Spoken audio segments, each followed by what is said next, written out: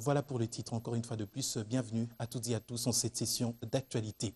Le bilan pourrait s'alourdir dans les prochaines heures. Les tendances provisoires livrées par la police nationale congolaise font état de 12 morts du côté des assaillants et 2 du côté de forces de l'ordre, ainsi que 2 éléments de la police blessés dans un état de santé très critique. C'est là après des scènes de panique, de tirs d'armes qu'a connu hier, notamment la ville-province de Kinshasa, à l'origine de ce mouvement de hors-la-loi maté par les forces de l'ordre, des hommes en bandeau rouge. La police parle des adeptes du mouvement politico-religieux Mbudu Dia Congo du gourou Nembwanda Semi.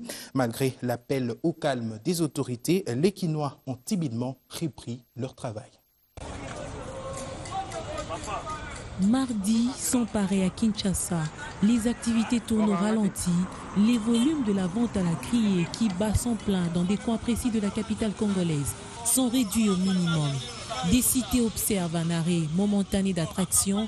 Les marchés ouvrent à petit feu. Les transporteurs de l'État et ceux des privés peinent à faire le carton plein faute de sollicitations.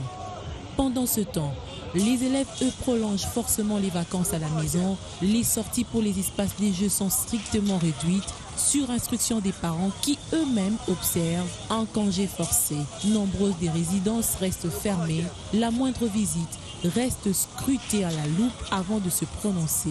Même la pollution sonore n'est pas au rendez-vous. Le week-end aura été long après la tension créée par le passage des hommes à bandeau rouge assimilés au mouvement politico-mystico-religieux Mbudu Dia Mayala. Seule l'intervention des forces loyalistes ont pu rassurer la population après l'appel au calme de l'autorité.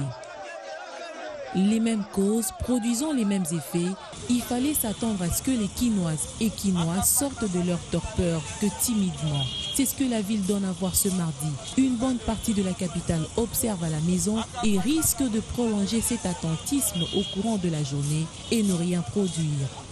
Les vaillants avertis, eux, ont bravé l'atmosphère perplexe et rassurés du mot d'ordre de la police, ont répondu calmement à leurs obligations quotidiennes. Ce qui explique l'engouement à certains endroits, notamment le centre-ville, siège des institutions et lieu d'attraction des commerçants et autres services. Pour ces avertis, la vie n'appartient qu'à ceux qui se lèvent tôt et donnent les meilleurs d'eux-mêmes.